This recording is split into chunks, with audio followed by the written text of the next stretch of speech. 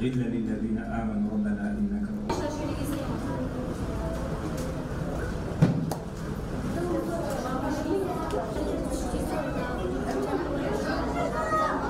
يما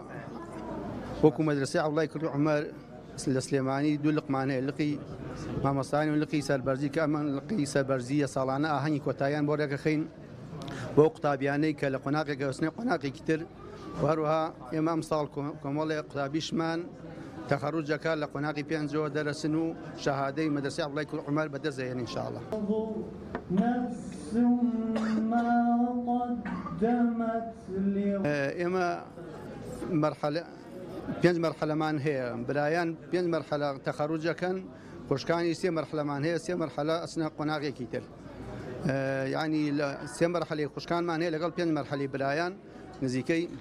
شخص قطابي مان هي بهموي أبي بينز صال بخوانا إن جاءت وأنا شهادي مدرسي عبد الله كريم عمر بدرس بيانا لزانستي الشرعية إمام زانست الشرعية كأخوان لي يرى هموي أو منهجانه كلا معهد وكل يكاني هريم كل سنة أخوان ديت هروا بزياي شو. كان لا هني كتاي مدرسة عبد الله كريم عمر لقيس البرزي إما أصفاز بخوا أم صالح شمع نكلم. كومولك لبرايان وخشكان من كان صالك خريكي خويندن المدرسة عبد الله كريم عمر رضا ورحمة إخوائي به ويميش أمثال وكو مع مصايق لم كتاب خانه دا لم مدرسة دا خريكي درزوت نوبوين برايان ديارة بيقومان قرنجي خوي هي أم علوم شرعيانة وأم خويندنا بوماوي بينت صالة وديارة أمرك وملك لبرايان وخشكان دواي بين صال ماندوبون هولدان و توشي حتما ايشو ازار وناراحتي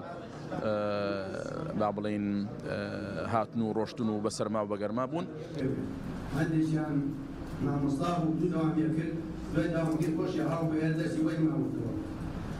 دور باص يعني بما بعدش يوان وبنا يدي براسي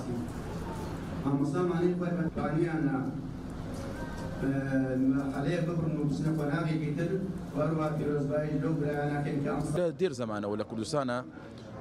ام علوم شرعيانه لا حجره كان اخوان راوا استا حجره كان هندي كم بونته وبلام ام مدرسانا جيقروي حجره كان هروكو قديم علوم كان اخوان ريه لتفسير لحديث لنحو لصرف لعلوم كان اخوان ريه